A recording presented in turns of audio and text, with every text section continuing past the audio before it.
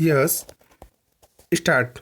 Sir, the Essential Commodities Act was passed 5 years ago, and when the minister yesterday came with an amending bill, we expected that we would give us a brief report on the working of this measure for the last few years.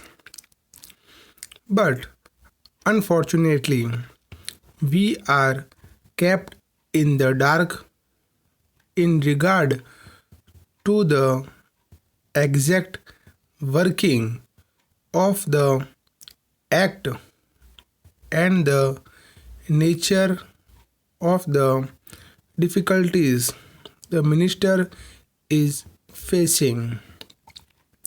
Sir, as far as I know, many of the provisions of this enactment have been observed more in violation by his agent at the state level.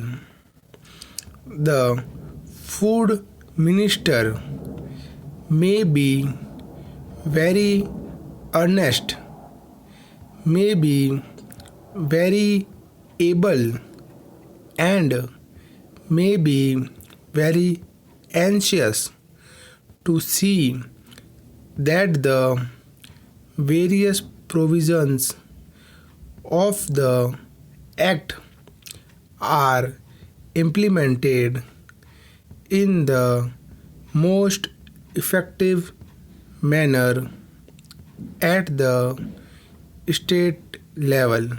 But unfortunately, his agents at the state level are not equally enthusiastic or equally anxious to observe the provisions of this enactment. The most important objectives of this enactment are to control the supply and distribution of commodities and to maintain a stable price level. In regard to both these aspects, I am afraid that the government has failed to realize the objectives in view. Some time passed when there was scarcity of food grains. Attempts were made to make procurement from certain wholesale merchants and from rice mills.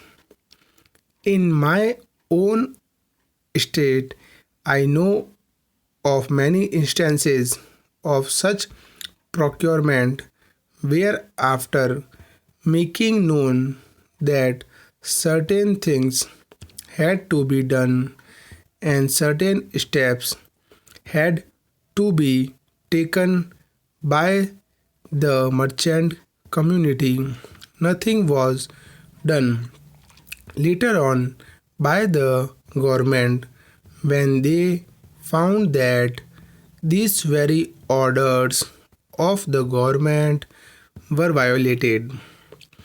As a result of the violations, there was a consequent rise in the prices of food grains.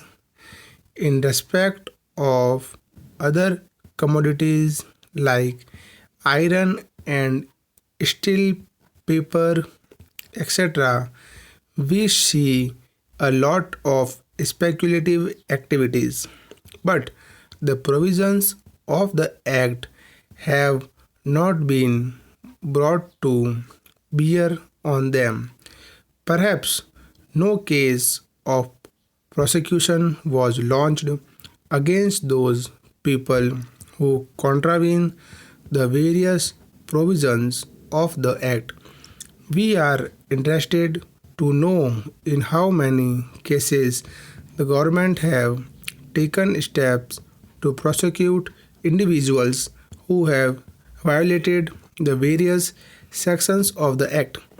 The minister said that the powers under the Act were not adequate.